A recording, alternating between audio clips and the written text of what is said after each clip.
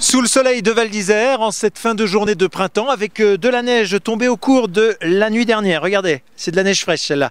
Et les skieurs s'en sont régalés. Nous avons à nos côtés Thomas Laure-Blanchet. Bonjour Thomas. Bonjour.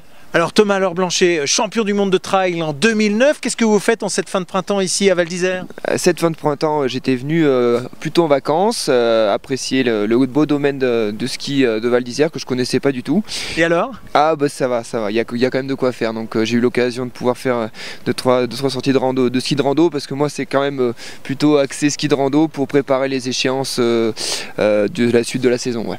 Pour être un bon trailer, c'est comme ça qu'on dit, il faut être un bon skieur? Non, pas un bon skieur, il faut surtout bien avaler le dénivelé. Ouais.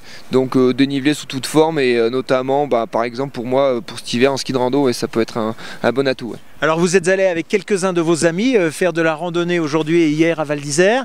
Ces amis m'ont dit, sans forcer, ils nous battaient déjà. Qu'est-ce que vous en pensez? Non, c'est vrai que c'est vrai que j'ai le moteur qui va bien. Après sur 2-3 portions techniques, je suis vraiment en dessous, parce que c'est vrai que j'ai attaqué depuis cette année, donc voilà, principalement gros moteur, mais il faut que ça soit pas trop technique quand même. Alors vous êtes aussi un petit peu venu, j'imagine, en repérage, parce que cet été, au mois de juillet, le 14 juillet, il va y avoir 14 et 15 juillet, il va y avoir une compétition qui sera la deuxième du nom ici à Val d'Isère, ce que l'on appelle l'ITT, c'est-à-dire une compétition de trail, l'Ice Trail de Tarentaise. Alors j'imagine que c'est une belle compétition. Oui, c'est une belle compétition. C'est un des trails, c'est le trail le plus haut d'Europe, avec des passages, pas mal de passages à 3000, parcours qui peut être très rustique avec la météo parfois hasardeuse du mois de juillet, mais voilà, avec je pense des beaux panoramas et je pense possibilité d'en prendre plein les yeux. Ouais. Alors soyons clairs, il ne s'agit pas d'une compétition à ski, mais bel et bien à pied. Tout à fait, oui. Donc là pour la partie, j'espère qu'au moins le 15 juillet on n'aura plus trop de neige, donc normalement... Quoique vous montez à très haute altitude, vous en aurez, c'est sûr. C'est vrai, on en aura. Au moins sur la Grande Motte, il y aura quand même possibilité de tâter la neige d'été. Mais voilà, tout le parcours se fera effectivement en affaire de trail technique. Mais voilà, je pense que le trail à l'heure actuelle nécessite quand même un équipement particulier, mais je pense que abordable pour beaucoup de personnes. Vous montez la Pointe Perce, vous montez la Grande Motte, vous redescendez comment une fois que c'est monté? Comme on peut. Non, mais à pied? À pied, oui, enfin on va essayer. Mais donc vous pouvez vous retrouver dans 30 cm de neige de la même manière? Tout à fait, ouais, tout à fait. Ça fait partie, c'est pas les risques du métier, mais pas loin, puisque c'est vrai que on essaye de s'adapter à toutes les conditions de course et toutes les conditions de terrain qu'on peut rencontrer. Ouais. Dites-moi, ce sont des courses absolument hallucinantes, des dénivelés improbables, et puis des distances 50, 80, parfois 160 km quand on parle du Tour du Mont Blanc, qui est la référence en la matière. Mais vous êtes des surhommes ou quoi? Non, pas des surhommes, ça nécessite une préparation particulière, comme peut l'être, je dirais, un match de tennis de table, tout bêtement. Mais c'est vrai que voilà, on s'entraîne par rapport à ces objectifs-là. Donc voilà, je pense que c'est pas insurmontable, mais voilà, faut savoir se préparer et fixer ses objectifs.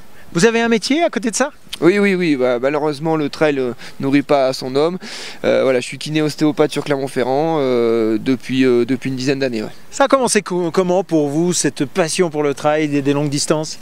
En fait, moi j'ai commencé mon cursus sportif entre guillemets avec le triathlon, qui est rapidement devenu incompatible avec ma pratique professionnelle de kiné justement, et donc du coup j'ai cherché un palliatif à ça et j'ai trouvé la course à pied. Bon, j'habite à Clermont-Ferrand au cœur du parc des Volcans, donc c'était bêtement trouvé d'aller courir autour de chez soi, et donc j'ai très vite apprécié la discipline, et puis de fil en aiguille. Voilà, j'ai participé à mes premiers Templiers en 2002.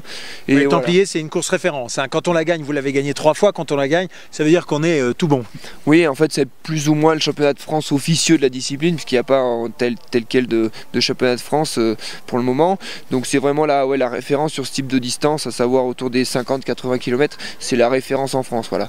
Et donc je l'ai première fois en 2002. Ça a très bien marché puisque je fais 7ème pour la première participation, et donc après j'ai eu la chance de le remporter en 2007, 2008 et en 2010. Est-il vrai que lorsque l'on fait ce type de compétition, le corps génère une forme de besoin, c'est-à-dire que quand on ne court pas pendant un certain temps, on a cette envie d'aller courir quoi qu'il arrive?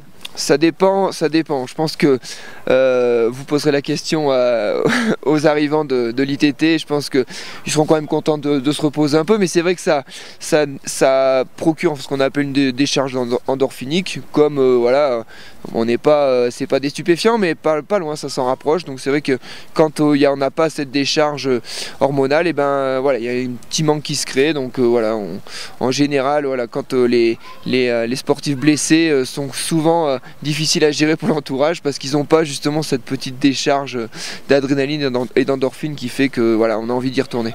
Quelle est votre ambition pour cette année? Mon ambition pour cette année, voilà, cette année justement il y a une Coupe du Monde de trail un peu ce qu'on appelle de skyrunning bien engagé qui s'est monté. Donc voilà, mon ambition c'est bien y figurer pour voilà, pas mal de courses à l'étranger, donc essayer de représenter au mieux possible mon team Salomon et puis pourquoi pas faire deux trois belles perfs sur ces épreuves là. Ouais. Vous serez à l'Ice Trail ici de Val d'Isère, hein, qui va parcourir tout l'espace qu'il est, hein, Val d'Isère, Tignes, au travers de la montagne, dans le parc de la Vanoise. Quelles sont vos ambitions pour Val d'Isère?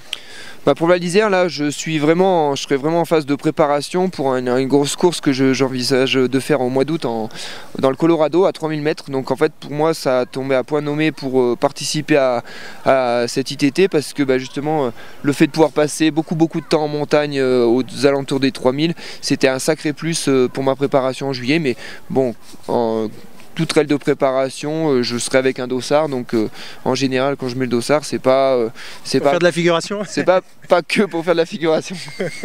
Donc pour gagner. Pour ambitionner des choses.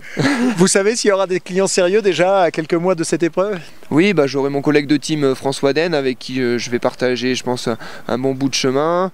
Et notamment, il y aura aussi Dawa Sherpa, c'est une tête d'affiche et très connue dans le monde du trail. Il y aura aussi Alexis Trobe. Puis voilà, je pense qu'après, beaucoup de monde qui, je pense, veut se préparer pour les grosses courses de montagne et de trail estivaux. Merci. Merci à vous.